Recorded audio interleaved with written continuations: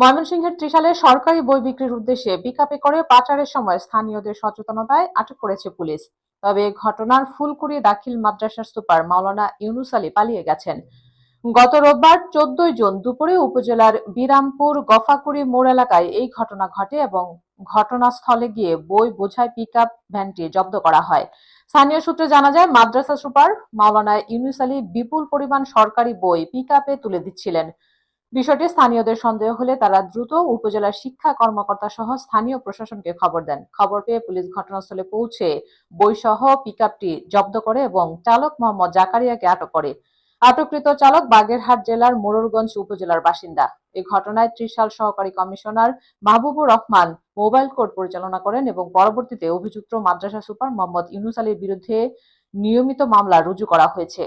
উপজেলা প্রশাসন জানিয়েছে, জনস্বার্থে এ ধরনের অভিযান অব্যাহত থাকবে।